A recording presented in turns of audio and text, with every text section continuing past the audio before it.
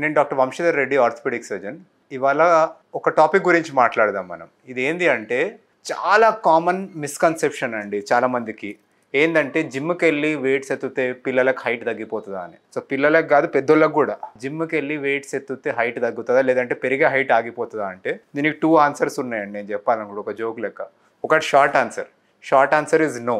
ఇంకోటి long answer no, దానికి గుంజి చెప్పాలి. సో జిమ్కి వెళ్ళి వెయిట్స్ ఎత్తితే హైట్ ఆగిపోవడం కానీ హైట్ తగ్గిపోవడం కానీ అస్సలు కావు. That is a very wrong మూఢనమ్మకం, అది ఒక మిత్. సో ఇది చాలా మంది చాలా కల్చర్స్లో ప్రివలెంట్. అది నాట్ జస్ట్ ఇండియా, ఇది స్టార్ట్ అయింది వెస్టర్న్ కంట్రీస్లో.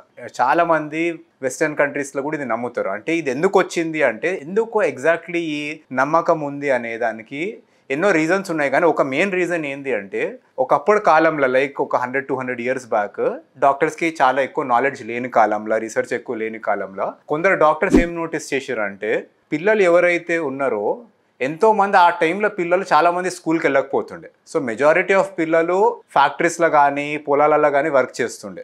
అండ్ కొంతమంది పైసలు ఉన్న వాళ్ళు మాత్రమే పిల్లల్ని స్కూల్కి పంపిస్తుండే. సో వీళ్ళు చేసిన స్టడీస్ ప్రకారం ఏం తెలిసింది అంటే, ఫ్యాక్టరీస్కి వెళ్ళే పిల్లలకి, మనకు పొలాలలో పనిచేసే పిల్లలకు హైట్ తక్కువ ఉంటుంది, అండ్ మన స్కూల్కి వెళ్ళే పిల్లలకు హైట్ ఎక్కువ ఉంటుంది. సో అటువంటి దాంతో వాళ్ళు ఒక మైండ్లో ఇంటర్ప్రిటేషన్ ఏం చేశారు అంటే, వాళ్ళు పని ఎక్కువ చేస్తారు, బరువులు ఎత్తుతారు కాబట్టి హైట్ పెరగరని. కానీ ఆ రీసెర్చ్ అంతా రాంగ్. ఎందుకంటే ఇప్పుడు ప్రోవెన్ ఏంది అంటే, ఆ లో సోషియో ఎకనామిక్ స్టేటస్లో ఉన్న పిల్లలు తిండి తక్కువ ఉండడం వల్ల హైట్ పెరగలేదని. It is not the lifting weights.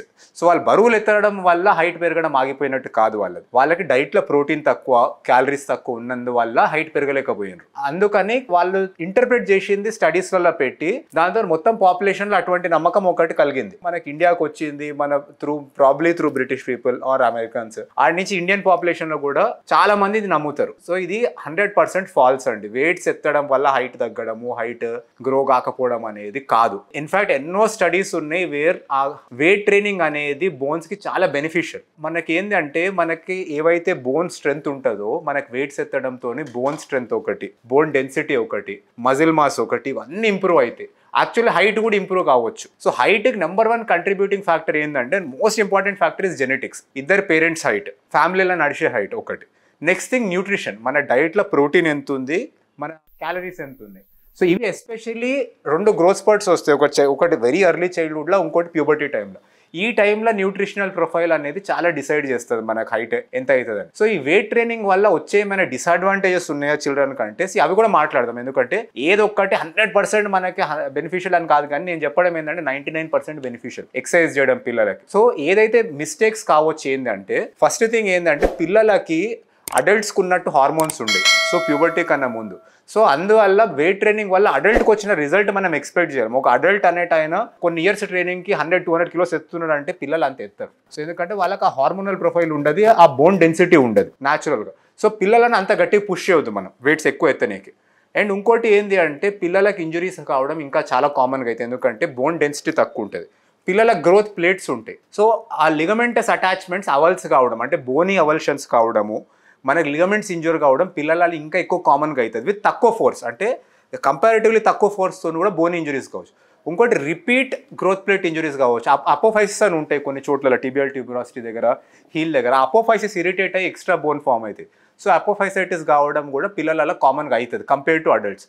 So ఇది కొంచెం డిసడ్వాంటేజెస్. కానీ ఇవన్నీ మిటిగేట్ చేయగలుగుతాం ఎట్లా అంటే, ప్రాపర్ ట్రైనింగ్ ప్రోగ్రామ్తో. So proper coaching and training ఉంటే పిల్లలకు వెయిట్ ట్రైనింగ్ అనేది చాలా సేఫ్టీ యాడ్ చేస్తుంది వేరే స్పోర్ట్స్. అండ్ ఇంకోటి ఏంటంటే, వేరే అన్ని స్పోర్ట్స్ కన్నా కంపారిజన్లో వెయిట్ ట్రైనింగ్ చాలా సేఫ్. సపోజ్ మీరు బాస్కెట్బాల్ ఆడుతున్నారు, క్రికెట్ ఆడుతున్నారు, మన మోకాలు అటు ఇటు ట్విస్ట్ అయ్యే ఛాన్స్ ఉంటుంది. మనకి సడన్గా అన్ప్రెడిక్టబుల్ ఉంటాయి అవి, మార్షల్ ఆర్ట్స్ కానీ ఇవి కానీ. కానీ వెయిట్ ట్రైనింగ్ అనేది చాలా ప్రెడిక్టబుల్గా మనం ఎంత వెయిట్ వాడుతున్నాం అనేది ప్రతిసారి కంట్రోల్ చేసి వాడగలుగుతాం.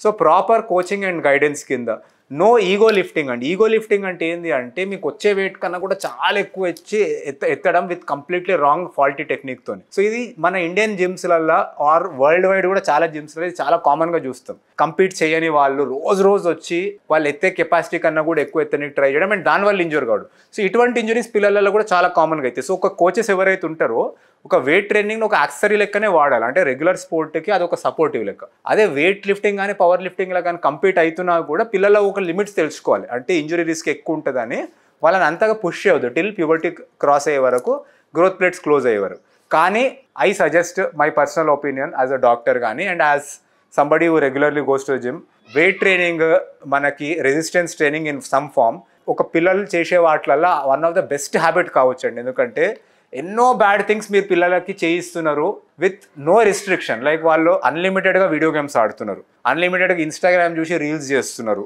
ఎంతో మంది బ్యాడ్ ఫుడ్ తింటున్నారు. మెక్డొనాల్డ్స్ పోతే సగం మంది పిల్లలే ఉంటారు. So or any junk food chain, fast food chain అనుకోండి, లైక్ ఒక మెక్డొనాల్డ్స్ని అనలేము కానీ all the fast food chains ఇవన్నిట్లల్లో మ్యాక్సిమం ఉండేది పిల్లలు. మీరు పిల్లలకు క్యాండిల్ తినిపిస్తున్నారు, బర్త్డే అని కేక్లు ఇస్తున్నారు.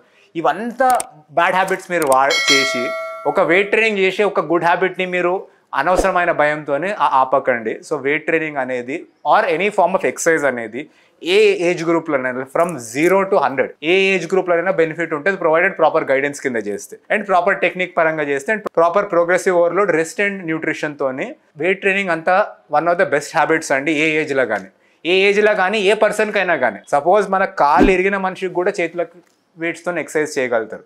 So one of the best habits అండి ఫాలో కానీ. Don't restrict your children from doing this. చేయండి, ఓన్లీ థింగ్ ఎక్సెసివ్గా ఈగో లిఫ్టింగ్ చేయకండి, ఇంజురీ చేయించుకోకండి, ఇటువంటి కొన్ని అవాయిడ్ చేయండి. But otherwise it's a very healthy habit. Thank you.